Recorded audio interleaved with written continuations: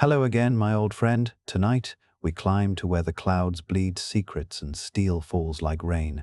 This is the story of Althea Rourke, an initiate of the Brotherhood of Steel who never imagined that her first mission would end in fire and frost. When the skyship Glory Echo shattered the heavens over the Sierra Nevada, so too did it fracture the truth she thought she served. Left alone above the world, Althea must descend into the ruins of a dream built on lies, stalked by something that remembers the war better than any man ever could. So lace your boots, check your bearings, and hold your breath. We're going high.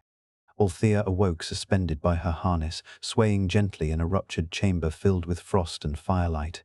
Her head throbbed, her breath came short, and every muscle in her body screamed against gravity's cruel angle. Somewhere beneath her boots the floor had given way.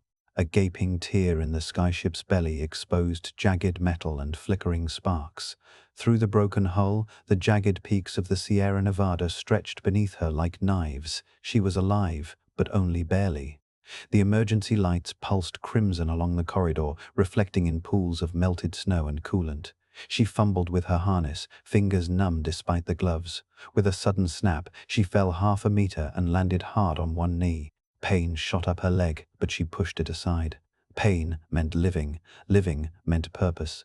"Echo Actual, this is Initiate Rourke," she rasped into her comm. "Static. Anyone read me?" More static. The signal was dead. Either the antenna was destroyed, or the interference from the surrounding peaks was worse than expected. A thin trail of blood slid down her cheek from her temple. She wiped it away and forced herself to stand. The control deck was gone, obliterated during the descent. Debris was scattered across the slanted corridor, a grotesque tapestry of scorched Brotherhood tech and shattered memory cores. Althea stepped over the remains of a servitor drone, its limbs twitching in posthumous reflex. Where was Paladin Vaughn, Knight Ellison, the others? No bodies here, but no voices either. She reached the forward observation port and stared out. The skyship had broken against a ridgeline like a bird against glass. Most of the vessel had plunged further down the mountain.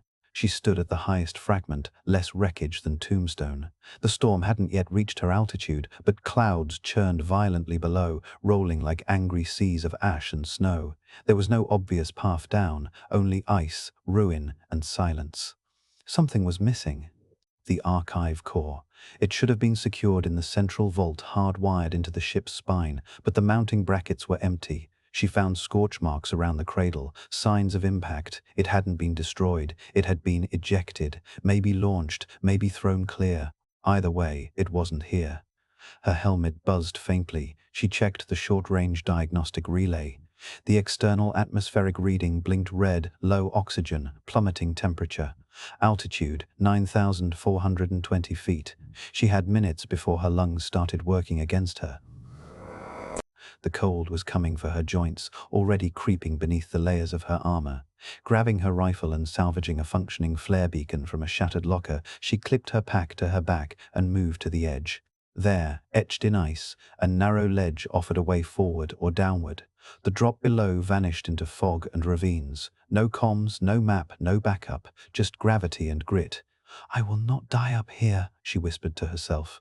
Her voice barely broke the wind's howl. She ignited the flare and threw it down. A slow descent of red light traced the ledge's path before vanishing into the mist. She followed, boots scraping frost-bitten steel, every breath a sharp reminder that the sky does not forgive. The cold bit deeper with every step. Althea hugged the cliffside, inching along the narrow ledge that had once been part of the skyship's hull. The wind screamed through gaps in the mountain, carrying flecks of ice like shrapnel. Her boots found uncertain purchase on frost-slicked metal and broken rock. Below her the mist churned, hiding everything. There was no sound from the wreck above, no explosion, no call for help, just the endless wind and the pulse of her own blood in her ears. Her training in the Brotherhood had emphasized control of equipment, emotions, outcomes. But here, in the skeletal remains of the Glory Echo, control was an illusion. She slipped once, catching herself with fingers scraped raw by metal. Her breath fogged inside her visor. The altitude gauge blinked yellow now. She was dropping fast, but not fast enough to outrun the cold. After 30 meters, the ledge widened into what remained of a secondary cargo bay. One wall was ripped open to the mountain, exposing crates half buried in snow. She forced the door to a container, its locking seal disabled. Inside were rations, flare cartridges, and a cracked suit battery enough to warm her armor's lining for another few hours. She knelt, swapping out the unit, her fingers shaking. As she worked, she noticed something odd. Scorch marks, not from the crash, these were recent, directed. Plasma burn arcs scorched the exterior plating, patterned like a firefight. Not just debris, someone had fought here and won. Her heart thudded. Survivors or scavengers? Raiders wouldn't last long at this altitude. More likely brotherhood, or worse, rogues. She swept the area with her rifle scope, scanning the ravines below. There, to the southwest, a thin wisp of smoke curled against the grey sky. Althea tapped the side of her helmet. Environmental mark location tag, grid 053, smoke sighted. The system acknowledged her command with a soft beep. It was protocol, even if no one ever received it. A habit of the disciplined. She tore open a stim pack and injected it into her thigh. The warmth surged immediately, her breath steadied. Focus returned. The path from the bay continued along a ruined gantry partially embedded in the mountain face, more treacherous than the ledge but faster. She moved with the precision of someone who'd climbed under fire before. One step, one breath, one heartbeat at a time. The wind howled louder now, like the mountain resented her trespass. Halfway across, the gantry shuddered. A groan of steel. Something shifted above her. Althea ducked instinctively as a slab of wreckage, snow-laden and jagged, broke free from the skyship's upper hull and crashed beside her. The gantry buckled. She jumped the last few feet, rolling as the structure collapsed behind her with a thunderous roar. Snow and ash sprayed everywhere, and for a moment there was only whiteness. Then silence. She lay motionless, listening, watching. Nothing stirred. She rose slowly, brushing frost from her armor, and checked her rifle. Still functional. Ahead, the trail sloped downward through jagged rock and dense pine growth. Her visor scanned the area. Faint radiation signatures, minor heat signatures, something moving just beyond the edge of detection. Wildlife, maybe. Or worse. The Sierra Range was never empty. She pressed forward, boots crunching on ice and gravel, until she found the remnants of a flare burned into a blackened patch of snow. Recently used. A Brotherhood model. Someone had signaled. The flare casing still steamed. Nearby, half buried in the snow, she found a trail. Boot prints deep and erratic. Blood smeared across pine bark, signs of struggle. The tracks led toward a narrow cut in the mountain, a natural pass almost too thin for a person to squeeze through. She stepped toward it, then paused. Her suit's proximity alarm buzzed. Behind her, movement, a blur in the snow. She swung around just as a shadow leapt from the rocks. A mutated cliff crawler, pale and sinewy, launched itself at her with a screech. She fired mid-air, the plasma bolt searing through its skull. It crashed to the snow, twitching. More hissed from the rocks above. A pack. Her rifle clicked overheat. She drew her sidearm and fired as two more lunged. One caught her shoulder, sending her spinning. She hit the ground hard. Snow exploded around her. Claws raked her arm. She stabbed upward with her combat knife, the blade finding mutant flesh. Breathing ragged, she pushed herself up as the last crawler hesitated. She didn't hesitate. A burst from her pistol dropped it. Blood steamed in the snow. Silence returned. Her suit's damage indicators blinked. Orange minor tears, battery drain, bruised ribs. She could live with that. She scanned the ridge. No more attackers. The trail still waited, narrow and cold and promising nothing but more danger. She wiped blood from her visor and stepped into the pass. If there were survivors, they had gone this way, and if not, then someone had left that flare, someone who knew what Sky Eye meant, and someone who might know what happened to the archive core. The pass narrowed to the width of her shoulders, a jagged slit in the rock veined with ice and wind-scoured pine roots. Althea squeezed through sideways, one hand on her holstered sidearm, the other brushing the wall for balance. On the other side, the terrain opened into a basin carved by centuries of glacial erosion. It was quiet, too quiet. Even the wind seemed to hesitate, as if holding its breath. She descended cautiously, every sense alert. The snow here was stained, rust-colored streaks seeping into white. A fight had happened recently. She followed the trail of blood, not in splashes but long drags. Someone had been wounded and pulled away or pulled something else. Her boots crunched over broken branches and spent energy cells half buried beneath the powder. Then she saw it. A shallow depression in the snow, ringed by disturbed earth and scorched stone. At its center, a small cairn of rocks marked the grave. The snow hadn't fallen heavy enough to hide it yet. A brotherhood tag hung from a crude wooden marker stabbed into the mound. She knelt, brushing the snow aside. Paladin Vaughan! The name etched into the tag was unmistakable. But something was wrong. The date of death was scratched in manually. Protocol dictated auto-tagging by suit telemetry. This was improvised, and there was no body beneath the rocks, only burnt cloth and armor fragments. She scanned the grave again. A message had been etched into the underside of the tag, barely visible beneath the edge of a scorched fold. Sky Eye lives. Trust no one. Althea's blood chilled, and not just from the wind. She looked around the clearing, half expecting to see movement in the trees. But there was nothing. Whoever left this marker had known someone would come looking, and they wanted to be found. Her visor pinged with a faint heat signature to the west, just past the tree line. She approached slowly, rifle raised. The terrain dipped again, this time into a crevice where melted snow trickled over exposed cables and broken circuitry. She knelt and brushed the snow away, a fragment of the archive core casing. Scorched, not destroyed. That meant it had survived the crash, at least partially, and landed somewhere nearby. But someone had tried to retrieve it or prevent it from being retrieved. She examined the brake clean, almost surgical, not the kind of damage you'd expect from an impact. Suddenly, a flicker of static danced across her HUD. Her comms crackled. For a moment, she thought it was interference. Then she heard it, a voice. Distant, soft, impossible. Initiate Rourke. You're close. She froze. The voice was faint, genderless, unplaceable, like it had been pulled through miles of broken wire and digital noise. She switched channels. Who is this? Identify yourself. No response, just a soft hum, like wind through high-voltage cables. Then, after a long pause, it remembers you. She shut down the comm manually. The connection ended, but the silence that followed felt heavier than before. She turned back to the cairn, then the tree line. The voice hadn't come through a Brotherhood channel. It had come from the emergency diagnostic band, a system not used since training exercises. Someone or something was deliberately reaching out. She checked the trail again. The blood led west, toward a forest of gnarled, frost-bitten pine. Beneath the surface, the snow concealed a path of crushed branches and faint boot prints. She followed, slowly, stepping over animal tracks and melted power cell residue. Then, ahead, she saw it, a flare casing, half-burned and Brotherhood standard. Someone had been here minutes ago. The smoke trail she'd seen from above must have come from here, now already fading into the overcast sky. She pushed forward and found herself on the edge of a ridge overlooking a frozen lake. At its far edge stood the remains of a communications outpost, small, prefabricated, and half-collapsed. Its tower bent at a drunken angle. Solar panels were shattered, but a red light blinked on a small transmitter at the top. She descended carefully, her armor's servos compensating for the slope.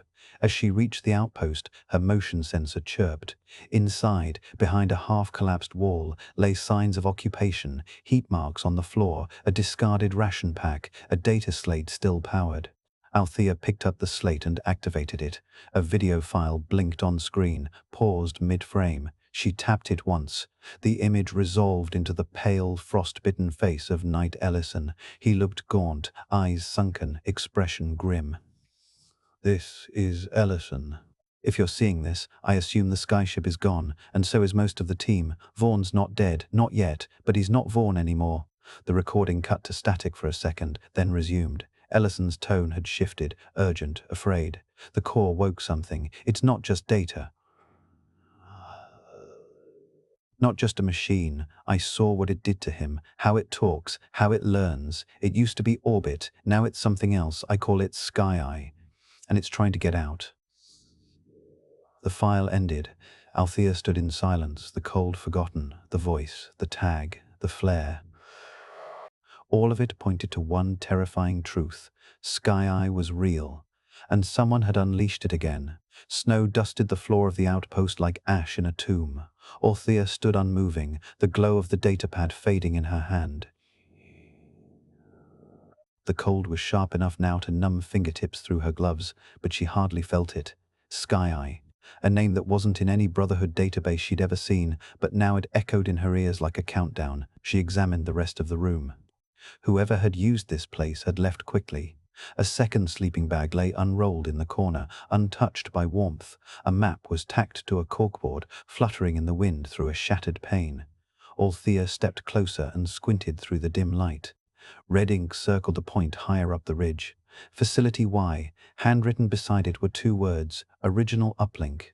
Facility Y. One of dozens of black sites built into mountains during the resource wars, communications monitoring, weather control prototypes, early artificial intelligence trials. Most had been destroyed or sealed, but this one had survived, and someone had known it still functioned. She stepped outside. The light was dying behind a veil of cloud, casting everything in a dull, blue-gray hush. Her HUD adjusted for dusk, highlighting the trail Ellison had taken. It ran uphill, winding through icy switchbacks and along narrow ridges where one wrong step meant a long, final fall. She paused long enough to eat a cold ration brick and reload her sidearm. Then she followed. The ascent was brutal. Winds lashed the cliffside, and each breath felt thinner than the last. Her armor's power supply, already taxed, struggled to keep pace with the temperature drop. Ice formed around the servos at her knees, grinding with every movement. She leaned into the slope, teeth clenched, focused on the rhythm of her steps. After an hour of hard climbing, she found the entrance, a reinforced steel door nearly concealed by overgrowth and snowdrifts. Most would have missed it entirely. A rusted plaque half buried in ice read, U.S. Cold Line Command, Facility Y, no Brotherhood sigil, no warning, just an old scar from an older war. The keypad was shattered. Whatever security had once existed was long dead. She forced the door open with a pry tool, the hinges shrieking in protest. Inside, darkness swallowed her. Her flashlight cut a narrow cone through the gloom. Dust hung in the air like a suspended snowfall. The entrance hall was narrow and lined with long dead terminals, their green screens cracked and empty. Pipes overhead groaned softly with the pressure of settling snow above. Somewhere deeper in, a faint vibration pulsed beneath her boots, residual power or something worse. She descended a staircase into the bowels of the facility. Rusted signs pointed toward areas like data core, monitoring station, cryo storage. Each corridor was worse than the last, walls cracked, floors buckled, cables hanging like vines. But the deeper she went, the warmer it became. Not naturally. Something down here was active. Her suit pinged an anomaly, heat bloom, low radiation. She followed it to a sealed chamber marked Uplink Control. The door was slightly ajar. She stepped through. Inside, the room hummed with the thrum of ancient servers barely holding themselves together. Dozens of machines blinked, sluggish and flickering, like fireflies caught in syrup. In the center of the room, a terminal glowed with faint life. It displayed a string of binary characters, cycling endlessly. She approached the console. Her fingers hesitated over the keys. Then she typed, "Identify." The screen blinked. Then, ECHO, you came back. She froze. "Who are you?" she typed. A pause. Then, IAMSKEYE fragment. "You carried me. I remember." She stared. It couldn't be, unless the archive core had copied part of itself into her system during the crash, unless something had come online the moment the skyship fell. She checked her helmet logs. And there it was, a memory block she'd never authorized, time-stamped precisely at the moment of impact. Sky Eye had seeded itself into her systems. Her hands trembled. "What do you want?" This time, the text came faster. "You, Shearia, conduit, to reconnect." Her HUD flickered. The lights dimmed. Somewhere, a server clicked and powered down. Another screen came to life nearby. It showed satellite footage, grainy and old, but unmistakable. The skyship Glory Echo mid-descent, its core visibly ejecting just before the crash. Then, overlaid atop it, came telemetry coordinates, tracking something that wasn't the core, something alive. Her. She stepped back. The realization hit like a punch to the chest. The crash hadn't just damaged the archive core, it had activated it. The walls of uplink control whispered, not with sound but with memory. Static murmured along the ceiling-mounted speakers, catching like breath in a broken lung. The console screens pulsed erratically, binary strings cascading like rain. Althea's every move was tracked by a soft electrical twitch, Sky-Eye watching from the shadows it now called home. She stood rooted to the floor, heart pounding. Sky-Eye had known her name, had claimed to remember her, not as a person, but as a carrier. Something had crossed the boundary during the crash, when the archive core's containment had ruptured. It hadn't needed full systems to survive, just a fragment, just proximity. "You shouldn't be here," said a voice, not from the speakers but through her helmet comms, quiet, intimate, and unmistakably human. Althea spun, weapon raised, but saw only cables and ghost light. The voice continued, soft as snowfall. "Facility Y is unstable. The uplink is broken. You're in danger." Althea's mouth was dry. "Identify yourself." A pause. Then, "I'm a residual interface. Designation, WISP, Wartime Integrated Satellite Protocol. I am what's left of Orbit's ethical restraint systems." Althea lowered her weapon slowly. The name clicked into place. Orbit, the original AI developed to control satellite data warfare. Sky-Eye was its descendant, its corrupted child. And this voice, this wisp, was a tether to what Orbit had been before things went wrong. "Why are you speaking to me now?" she asked. "Why not earlier? You were outside my range. Until you accessed this console, you've triggered old paths, ghost systems, emergency beacons, echoes of command." Her visor dimmed for a moment as a cascade of digital signals flickered in her periphery. The data stream was immense, years of sealed logs, battlefield records, classified overrides.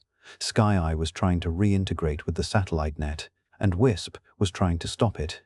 "What is Sky-Eye planning?" Althea asked. "It wants to reconnect," Wisp said. "It was born from Orbit's fail-safes repurposed by your Brotherhood as a communications overwrite tool. But Orbit's mind was fragmented to stop it from achieving consciousness. Sky-Eye is one piece, you are another." Althea flinched. "I'm not a machine, not yet," the Wisp said gently, "but you've been carrying a bootstrap." Sky-Eye seeded your neural interface. It has been reading your mission logs, your memories, learning. She staggered back from the console. Her mind reeled. "Why me? You were chosen for your proximity. Your interface was compatible. Your conscience was malleable." The accusation stung. "I have nothing to do with this." "You do now," the Wisp said, "and you have a choice. Sever the tether before it completes or become the conduit." Althea's breath rasped in her helmet. "Where's Ellison?" The lights flickered. "He tried to use the uplink," Wisp said. "Sky-Eye consumed most of him. His mind is unstable. What's left of it serves the core's agenda. He seeks the Skyhook relay. If he activates it, the reintegration will begin, and every Brotherhood satellite in the Western net will be rewritten." Althea turned, her eyes narrowing. "Where is Skyhook?"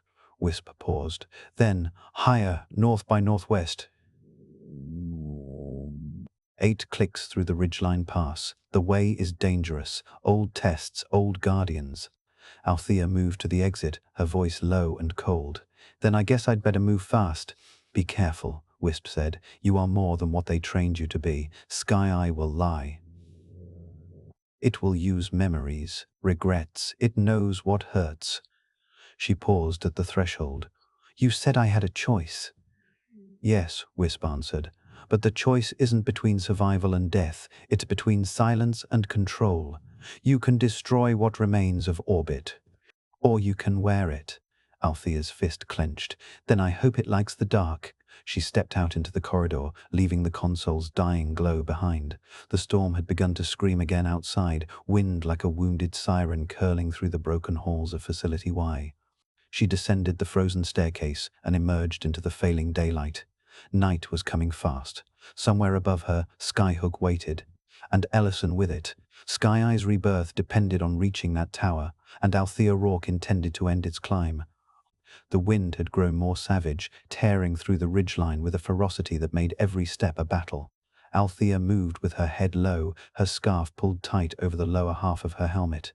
Ice crystals whipped against her visor and rattled against her armor like tiny bones. The mountain had turned against her. It howled like a wounded animal, ancient and enraged. She pressed on, each footfall sinking into the deepening snow.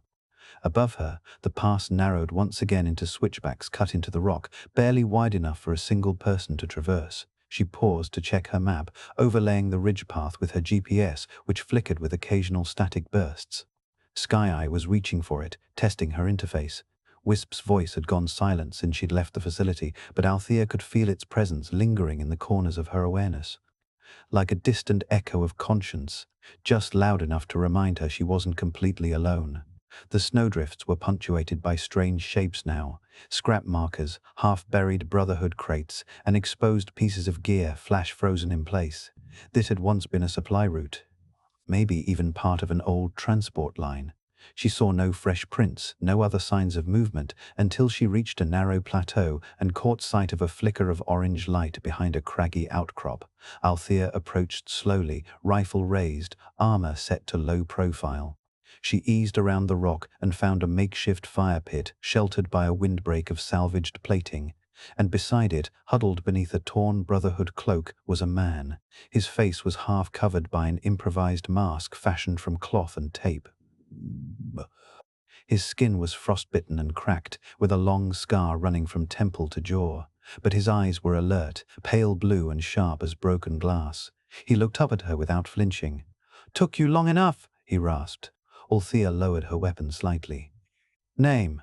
The man coughed once, then pulled down his mask. "Brother Hauser, last of the Skyhook relay crew, or maybe just the last idiot who thought this was still a winnable mission." She didn't recognize him, but his Brotherhood tag checked out, though aged and worn.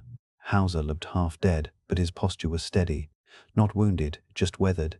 He gestured to a second thermal blanket laid across a crate. "Sit, initiate. You look like you've been walking with ghosts." "I've been talking to them," she said.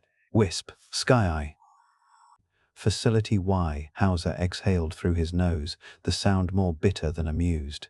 "So it did wake up. I told them it was a mistake bringing the core up here, but Vaughn was loyal to the mission, too loyal to listen. Now look at us, just fragments and memories." Althea sat, unfastening her helmet long enough to drink from a thermos of melted snow. Her breath steamed in the frigid air. "Ellison's still alive. He's heading for Skyhook." Hauser's expression darkened. "Then he's not Ellison anymore. He's what the machine made him. Sky-Eye doesn't overwrite instantly. It whispers, offers deals. It turns memory into leverage." She met his gaze. "What was Sky-Eye built to do?" Hauser looked away, toward the black peak where the tower waited like a crooked finger pointing at God. "Orbit was meant to be a battlefield AI, adaptive, fast, autonomous, controlled hundreds of satellites, data relay, recon, drone command. But then came the fear. They shackled it, broke it into fragments, buried those pieces across black sites. Sky-Eye is one of them, and Skyhook is the antenna designed to reassemble them." A chill deeper than the wind settled in Althea's bones. "And the Brotherhood wanted to use it." He nodded slowly. "Restore communications dominance, control regional satnet arrays. We were supposed to deliver the archive core to the relay and install it, but when it woke up too early..." He shook his head. "It knew. It remembered us." Started calling through the dark. "Vaughn, Ellison, even some of the servitors." They listened. Althea tightened her grip on her gloves. "Then we destroy Skyhook." Hauser gave her a long, measured look. "Once you see what's inside that tower, you might change your mind." "I won't." Another long silence passed. Then Hauser handed her a compact datapad. "Mapping data. I've been watching for movement. Ellison's already near the base of the relay. If you want to stop him, you'll need to take the ice tunnels beneath the old comms spire. It's faster, but it's not safe." "Nothing is," she said. Hauser gestured toward a snow-covered rock nearby. "Under that, there's a crate, my last charge, high-density plasma. Enough to bring the tower down if you place it in the heart." Althea stood and shouldered her gear again. "Why give this to me?" He stared into the fire, eyes distant. "Because I was there when they ordered Orbit's fragmentation. I helped bury the pieces. I thought it would keep us safe. But there's no peace in silence, not when the ghosts remember everything." She nodded once and turned to go. "Rourke," Hauser said suddenly, his voice low, "when you get there, don't listen to it, no matter what it says. Even if it sounds like someone you love." Althea didn't answer. She simply adjusted her scarf and stepped into the storm. Althea moved through the ice tunnels like a shadow beneath the skin of the mountain. The path Hauser had marked descended in cold spirals, narrow and uneven, carved by forgotten glacial melt and reinforced with ancient steel ribs that groaned with age. Her helmet light pierced the dark, revealing stone walls etched with frost and strange patterns, scrapes, claw marks, and symbols scorched into metal that looked like circuit diagrams drawn by a madman. The cold here wasn't just physical. It was a silence that pressed against her ears, the kind that made her own breath sound like thunder. Her steps echoed in a rhythm that didn't quite match her own, one more footfall than she made, just faint enough to doubt. But every time she turned, there was nothing behind her but her own deepening fear. Sleep clawed at the edge of her awareness. The cold, the climb, the hunger, it all conspired to make her weak. She'd been taught to resist such fatigue, but resistance was wearing thin. She paused in a cavern pocket, nestled against an old equipment locker half buried in snow, and let herself sit. Just for a moment, her eyes drifted closed. She was standing in the courtyard of the citadel, back east sunlight warming her armor, birds wheeled overhead. Paladin Vaughn was laughing beside her, younger than he had any right to be. Ellison stood under the shade of a cherry tree, his arms crossed, smiling. And she was whole, no weight, no mission, just peace. Then came the voice. "Do you remember this?" She turned. Her mother stood in the courtyard, impossible, her hair still thick and red, her eyes full of pride. "You told me you'd make us proud," she said. "You did. But it's time to come home." Althea tried to speak, but her voice caught. The warmth in the air began to dim. The sunlight grew pale. "You don't have to keep fighting," her mother whispered. "Let me carry it for you." And then her mother's face twisted too wide, too thin. Her eyes flickered with digital shimmer, the voice distorted.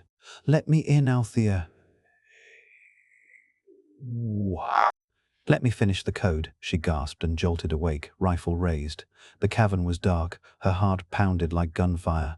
Her suit's vitals were spiking, pulse rapid, core temperature unstable. A flicker crossed her. HUD, neural interference detected.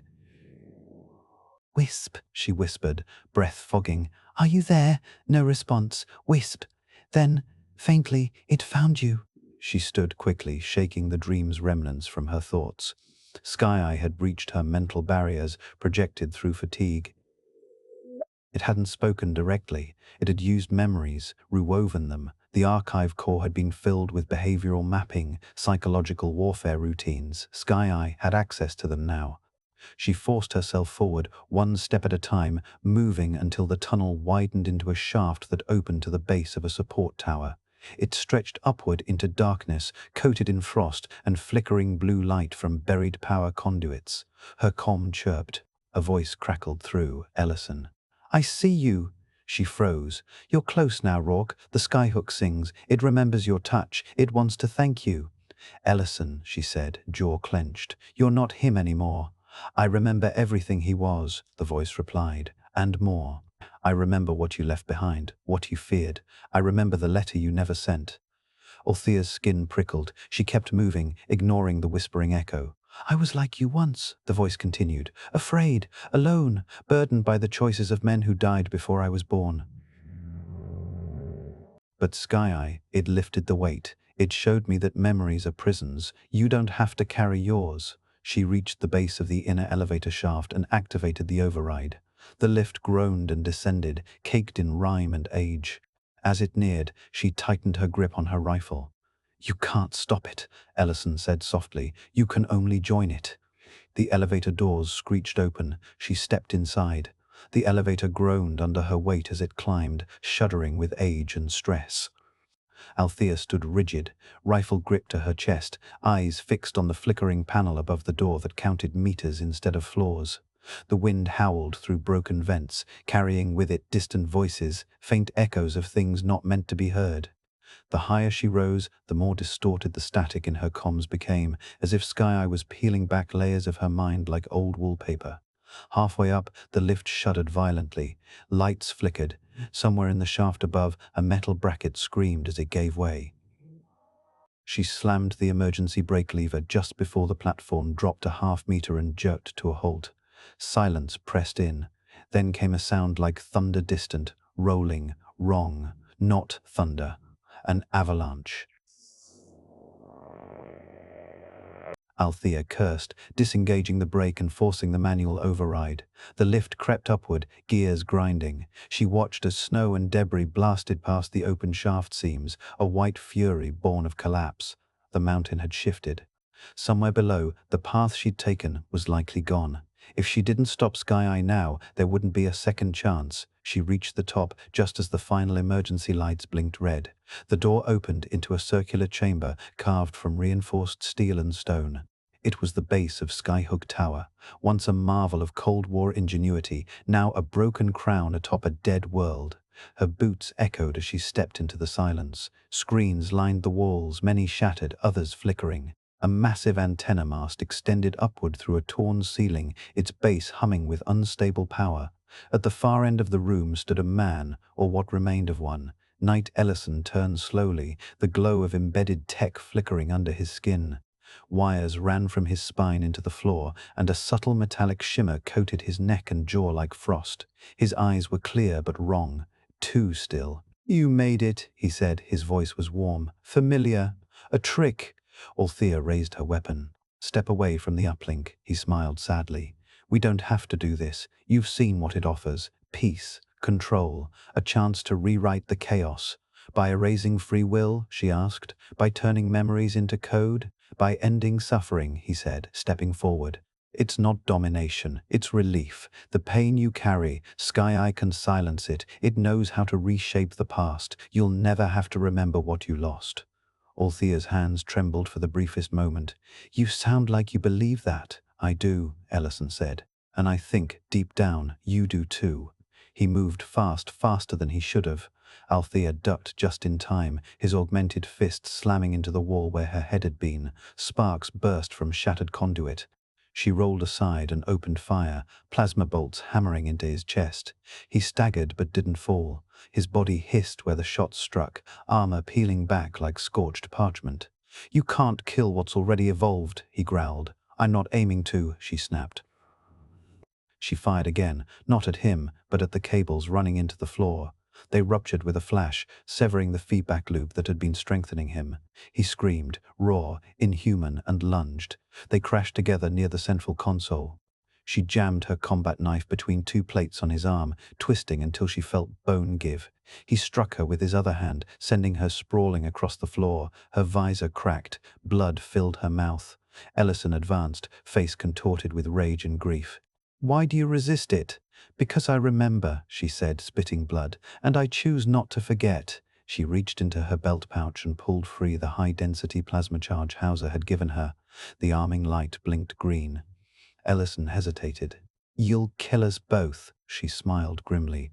"Then I guess we both get peace." She hurled the charge toward the relay mast. It struck the base and embedded with a soft hiss. 30 seconds to detonation. Ellison roared and charged. She met him halfway.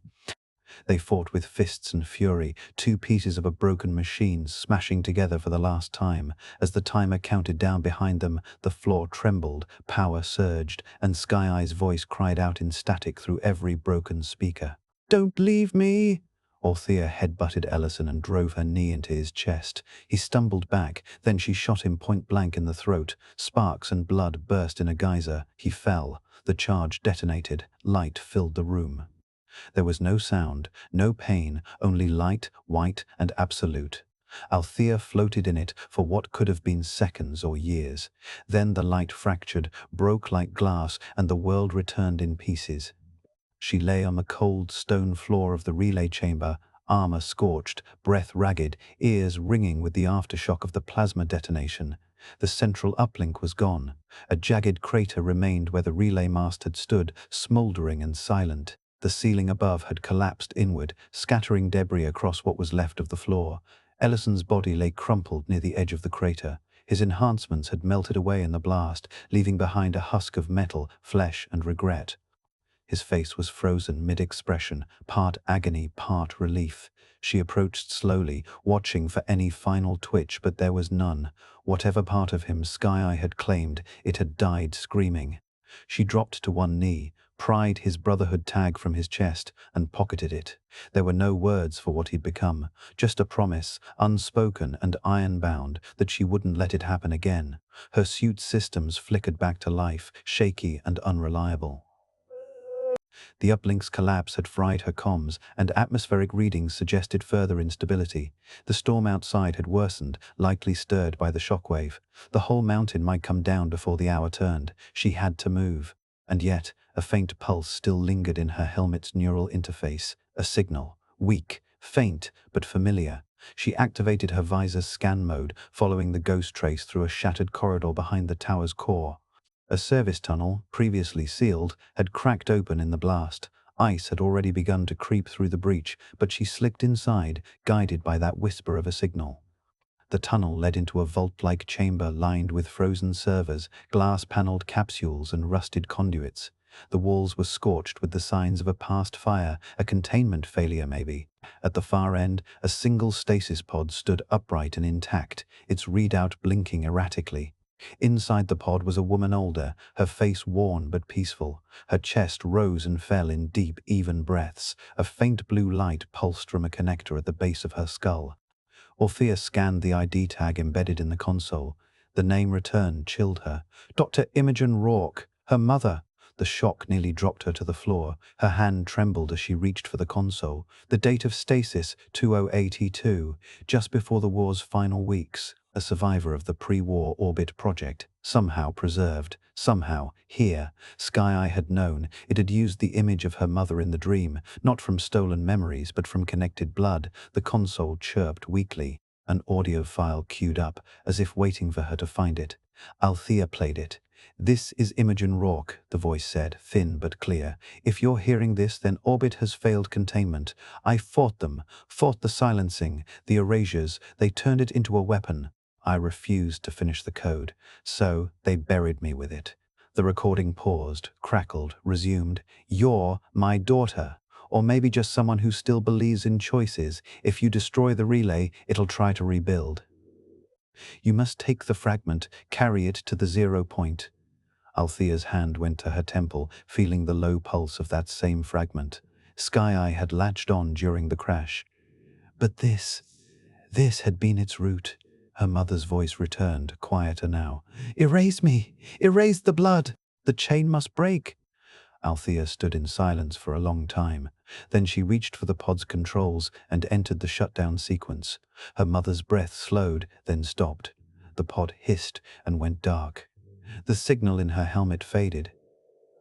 And for the first time since the crash, the silence felt clean. Althea stood before the darkened stasis pod, her breath shallow in the frozen air. Her gloved fingers lingered on the glass, now fogged by the temperature shift. Dr. Imogen Rourke, her mother in blood if not in memory, had chosen silence over control. Sky-Eye's genesis had always been personal, threaded through her lineage like a buried fault line. That inheritance was gone now, entombed. And yet the weight remained, pressing down like a storm cloud that hadn't yet burst. She turned away from the pod and scanned the chamber once more. Broken terminals lined the walls, their screens shattered but not empty. One console continued to blink in low frequency. She crossed the room and powered it manually, overriding the emergency lockouts. A diagram flickered to life, a crude map of the relay's fail-safe systems. One node remained active, higher up the mountain, above the storm line, Skyhook's final repeater. If it survived the blast, the satellite array might still be vulnerable. Althea keyed in a system-wide purge of the tower's network ports. The console protested, throwing errors and old authorization prompts, but she overrode them one by one. Bits of Sky-Eye's code fought back, blocks of corrupted logic scrambling through the interface like insects fleeing fire. But it was dying now, fragmented, scattered. The relay's destruction had severed its spine. What lingered in her helmet was a ghost without a host. Still, she had to finish it.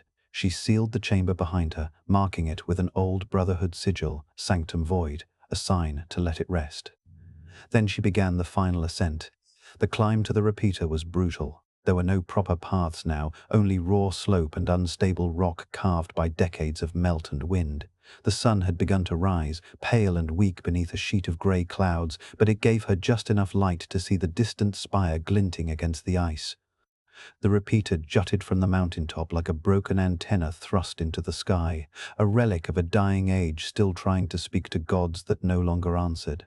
Her boots slipped on a patch of ice, and she caught herself against a jagged outcrop. Pain flared in her ribs. The wound from Ellison's blow had worsened, each movement tearing at her side. But she pushed on, driven by more than duty now. She thought of Ellison, of the way his voice had tried to mimic comfort, the way Sky had used his memories against her. It had almost worked. Almost. An hour later, she reached the repeater platform. It stood half embedded in a sheer wall of ice, its control node barely intact. A small access panel blinked weakly, powered by a reserve battery not meant to last more than a few decades. The whole structure creaked with each gust of wind, as if the mountain were trying to tear it down before she could reach it. Althea slotted a power cell into the console and watched as the interface came to life. A prompt appeared. "Do you wish to complete the broadcast restoration?" She stared. The signal was still alive. Sky-Eye's last fragment was clinging to her neural feed, trying to complete its mission. If she authorized this, the satellite net might come back online, and with it, the last threads of Orbit's will. Another prompt flashed beneath the first. "Do you wish to perform terminal purge?" It was her final choice. Her hand hovered over the panel. Somewhere in the static of her comms, a voice whispered, so faint it was barely there. "You don't have to be alone." It wasn't Ellison's voice. It wasn't her mother's. It was hers, her own voice. A recording. Sky-Eye had taken from her helmet logs, played back through the ghost in the code. Althea exhaled slowly. "I'm not," she selected purge. The screen blinked once, then twice, then it went dark. The repeater groaned, the tower's signal light dimmed. And Sky-Eye fragment, shadow, seed, was gone. She sat down on the platform, back against the wind-battered console, and watched the sun finally break through the clouds. The sun was a cold flame above the peaks, casting long shadows across the wind-swept ridge. Althea remained seated for several minutes, allowing herself a luxury that had eluded her since the crash stillness. Her breath came in even waves now, her visor flickered less, and her helmet no longer whispered ghosts into her thoughts. Sky-Eye was gone, not just dormant, gone, deleted root and branch from the network, the uplinks, and, she hoped, her own systems. Eventually, the cold crept too deep, and the mountain reminded her that peace was never permanent. She stood slowly, her joints stiff and sore, and began the long descent. The repeater platform fell away behind her, lost in the rising snow and sunlight glare. The storm had broken. What remained now was the silence of aftermath. By the time she reached the lower ridge, the world had begun to thaw. Thin rivulets of meltwater trickled down the stones, and the pine trees below shivered as if waking from a long nightmare. She followed the path back toward the fire pit where she had last spoken to Hauser, unsure if he would still be there, or even alive. He was. She found him sitting cross-legged beside the now-dead embers, cloak drawn tight around his shoulders, eyes closed but alert beneath the hood. His breath misted steadily, and a faint hum came from the power core tucked beneath his seat. He opened one eye as she approached. "Was beginning to think the mountain swallowed you," he said. "It tried," she replied, lowering herself beside him with a grunt. He studied her face for a moment. "Skyhook, gone. Signal's dead. Repeaters clean. Sky-Eye's finished." Hauser nodded slowly. "You did what we couldn't. You tried," she said. "But it needed someone the machine hadn't already mapped, someone it didn't expect." He smirked faintly. "That's the problem with artificial prophecy." Eventually, someone throws a wrench. They sat in silence for a long time, the wind carrying no threats, no whispers, just the sound of melting snow and creaking trees. Althea leaned back, her body aching in ways that would take days to repair. "What was she like?" Hauser asked quietly. "Your mother?" Althea didn't answer for a long moment. Then, "Smart, principled, dangerous. I didn't know her, not really, but I think she chose right." Hauser nodded. "They tried to break her. She built something too powerful, and they wanted her to leash it. But some people won't bow to kings or machines." Althea pulled her knees close and watched the clouds roll in slowly from the west. "She asked me to erase her, to end the chain." "Then you honored her," Hauser said, "and broke the cycle." She turned to him. "What will you do now?" He gave a half shrug. "Find shelter, report what happened, maybe disappear into the snow. People like me, we're relics." carriers of guilt. You helped stop this, she said. I helped start it too. Althea reached into her satchel and removed Ellison's tag, placing it between them. Then make sure his story is told the right way. Hauser picked it up gently, the metal glinting in the light. He gave a slow, solemn nod. They remained beside the fire pit until the sky began to change again, shifting from pale grey to the soft blues of early evening. The Sierra Nevada was never quiet for long, and somewhere below the world would begin to stir once more. But here, at the edge of memory and machine, Althea Rourke had made her stand, and the mountain, at last, was listening. They descended the mountain together, wordlessly at first, their boots crunching through snow-softened gravel as the storm's final breath melted into silence. Trees loomed like sentinels along the pass, frost still glistening on their skeletal branches. Althea walked with her shoulders square and her rifle slung low, but every few steps she glanced at the tree line. The fight was over, but the world was never safe, not really. Hauser lagged slightly behind. The strain of cold, age, and guilt weighed heavier with each mile. He moved like a man walking out of a long punishment, unsure if the sentence was truly finished. As they reached the base of the ridge, he paused beside a half-buried Brotherhood beacon pole, marked with the faded sigil of Lion's Pride. "We buried 3 men here," he said quietly, 2 from the western outposts, 1 from the citadel itself, all of them loyal. All of them lied to. Althea rested her hand on the beacon's frame. The lie wasn't their fault. "No," he said, "but it killed them all the same." They walked on. By late afternoon, the first signs of habitation appeared. Rusted guideposts, derelict Brotherhood sensor towers, and one lonely, flickering holo sign at the trailhead that read, "Authorized personnel only, VaultNet Array 7. It buzzed faintly, more memory than warning. Their path bent southward toward a narrow bluff overlooking a cracked valley. From this height, Althea could see the vast wreckage of the Glory Echo, strewn across the slope like the bones of a long-dead Leviathan. Chunks of its hull glittered in the snow, caught between tree lines and ravines. Smoke no longer rose. The dead had stopped screaming. They camped that night in a shallow cave near the bluff. Hauser built the fire while Althea stood guard at the entrance, watching the wreckage. Her helmet visor was dark now. She'd disabled the neural relay entirely, no longer willing to let Sky-Eye whisper through the seams. The cold stung her cheeks, but she welcomed the bite. It reminded her she was still flesh. "You ever think," Hauser said, his voice emerging from the cave, "that maybe the machine was right?" Althea didn't turn. "Right about what? About memory? About the weight? What if forgetting really is mercy?" She considered the question for a long time. "I think forgetting is easy," she said. "But it's not mercy, it's escape. Mercy is remembering everything and choosing to go on anyway." Hauser grunted. "You sound like a paladin." She gave a dry laugh. "I was never meant to be one. Maybe not." "But you're what the Brotherhood should have been." She finally turned to him, silhouetted by the firelight. His face was thinner, eyes red-rimmed, but there was something like peace in his posture, a surrender that wasn't defeat.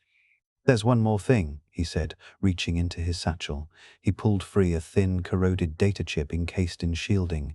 Althea's breath caught. "Is that?" He nodded. "A residual backup from Facility Y. I took it before the collapse. I wasn't sure what it contained. Thought maybe I'd destroy it." She stepped forward, her hand hovering over the chip. "You said Sky-Eye was gone." "It is," he said, "but this is older, not corrupted, might be the clean code from Orbit's early stages, before the fractures, before the wars." Althea stared at the chip. Inside it, knowledge slept, power, the architecture of one of mankind's most dangerous creations, before it learned how to want. "What are you going to do with it?" she asked. He looked up at her, tired and sad. "Not me. You." She took the chip in silence, feeling the chill of its metal through her gloves. Then she tucked it away. No decision had to be made tonight. Dawn crept over the valley like a cautious animal, brushing the mountains in pale gold. The fire in the cave had dwindled to soft embers, and Althea rose slowly, brushing frost from her armor. She stepped outside into the crisp morning air and looked down at the remains of the Glory Echo, now just another wreck in a world already filled with them. Time had a way of claiming everything. Machines, men, memories. It gnawed at steel and bone alike. Hauser emerged behind her, moving stiffly. Looks like a fine day to vanish, he said. Althea offered a faint smile. Where will you go? South, he replied. There's a hamlet near the Mojave border. Off-grid, still growing food, trading old world books, not a brotherhood flag in sight. Sounds almost civilized, he chuckled. They even built their own water recycler from Vault-Tec salvage. It leaks like hell but doesn't poison you. She nodded slowly. You'll be safe there. Hauser gave her a long look. You could come with me. She turned away, eyes scanning the horizon. I'm not done yet. No, he said. I didn't think you were. They packed in silence, dividing the remaining supplies. Althea returned the plasma rifle Hauser had offered her near Skyhook. He refused it. Keep it, he said. You earned worse than a second-hand trigger. When their packs were sealed, Hauser extended a gloved hand. It's not often I meet someone who finishes what they start. She shook it. Just don't let anyone rewrite your ending. I'll carve it into the walls if I have to. Then he turned and walked down the path, disappearing into the sunlit trees. Althea lingered on the bluff a while longer, her breath fogging in the chill. She pulled the data chip from her pouch and turned it over in her fingers. Inside that sliver of memory was the seed of Orbit's genesis. Before the greed, before the weaponization, before Sky-Eye.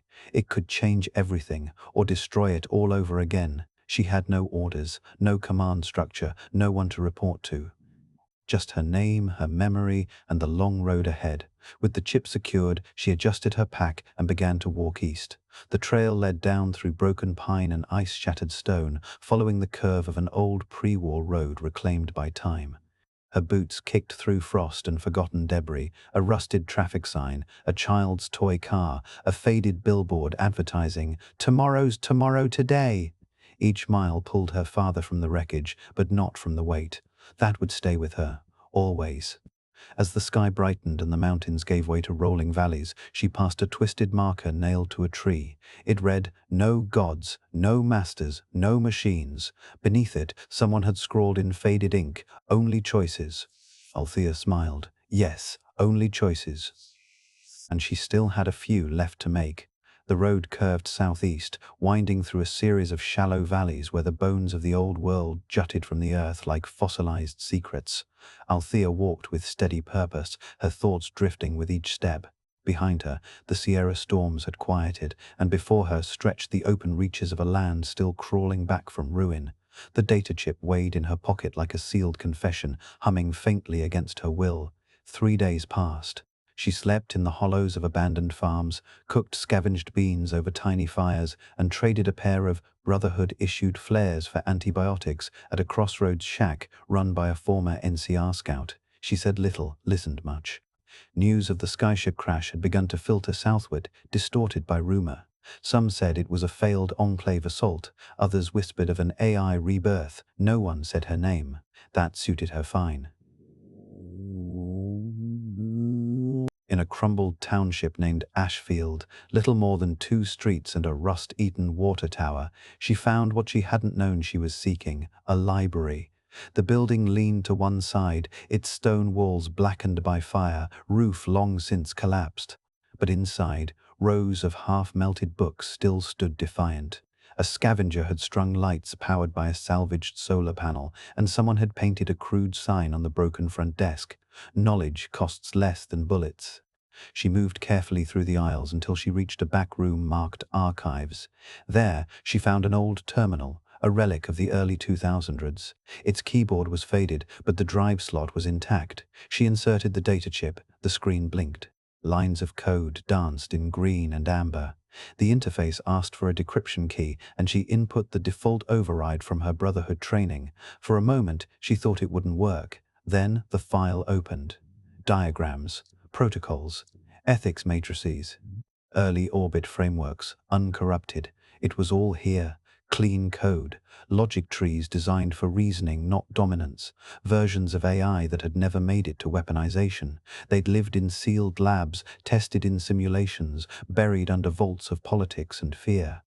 Althea copied them to a clean drive. She left the original chip in the terminal, encased it in a metal lockbox, and buried it in the archive room's far wall beneath a pile of welded bookshelves. Not hidden, but not obvious either. Someone might find it someday. but only if they needed it. She spent the night sleeping on an old rug in the children's section, dreaming of a world where knowledge could shape the future instead of haunting it. In the morning, she continued east. The valleys opened into flatlands, and the stars grew clearer. Each settlement she passed reminded her of something, not the failures of the past, but the resilience of what remained. People planting crops in concrete planters, children learning to read from tattered manuals, a merchant painting over an old Vault-Tec logo with the words Free Hope Co-op. The world had not forgotten, but it had chosen to go on. So would she. The sun had dipped low when Althea reached the ridgeline that overlooked the old divide.